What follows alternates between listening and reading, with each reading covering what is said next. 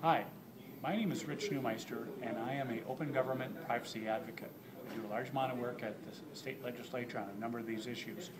For the few minutes, I'm just going to tell you a little bit about a new deal dealing with, in Minneapolis, body cams. And we're going to give you an example of that. I made a data practices request several weeks ago to be one of the first folks to get access through the Government Data Practices Act to get access to the body cams.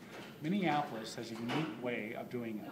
Just to give you some background, the city of Minneapolis is now testing out with two vendors. One of them is the Taser or Evidence.com.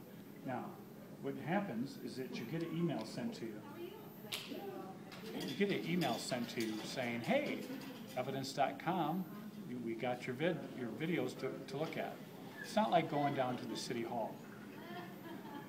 One of the things that by then sending it to you with your email, you give personal information out to only inspect and review government data, and that is an issue.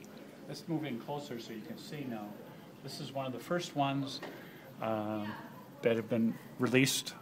Other people have released it to the public. I know there'll be other things, but just wanted to give you an idea of what it looks like. You can hear that rev up. They probably got a call on it, whatever. For the first 30 seconds, it's silent. Let's focus in a little bit here. As you can see, it says ID.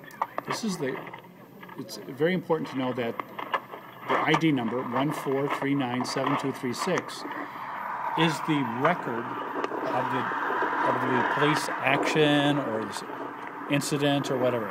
It's also where it can be paired up with the written report. Insurance, please. Why are you driving so fast for? Driving really fast. Why you got pulled over, so pulled you over. Turn around so quick. Now, let's just go a little bit to the right again because it's being streamed. It's being streamed from a third party, which is Evidence.com. So it's not on the state's, it's not on the government server, it's on the city of Minneapolis server. It's in a private entity.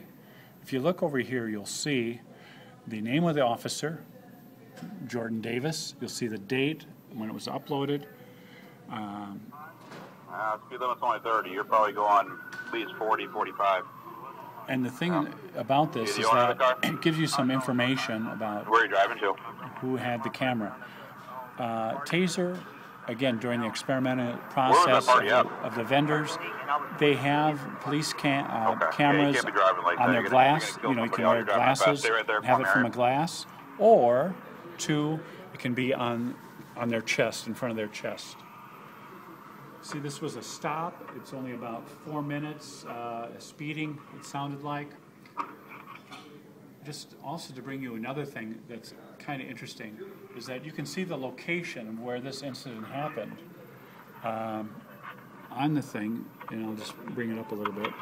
It gives the location.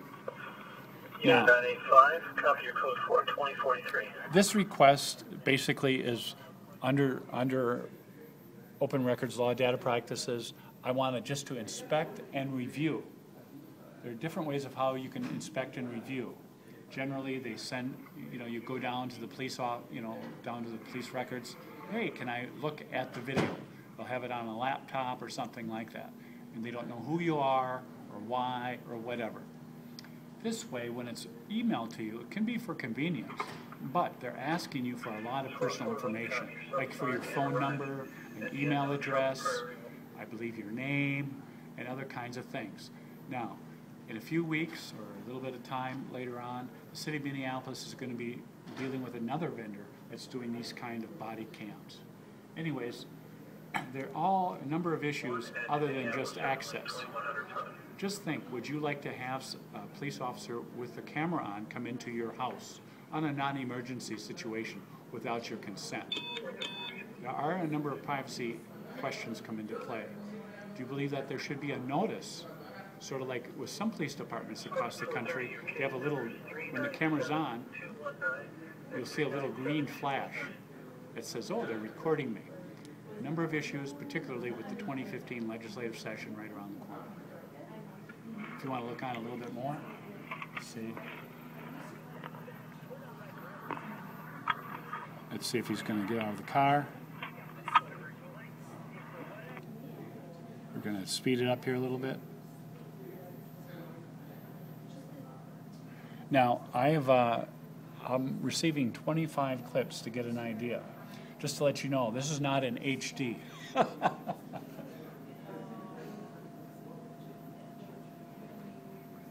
See, you can even make it on the big screen.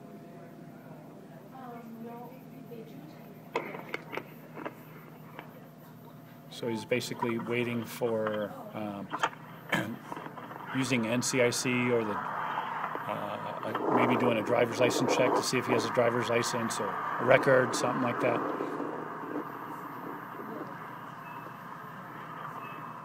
All right, slow down. All right, yep. So it looks like he was given a ticket. Well, I don't know, or something, but sort of stopped there in the middle.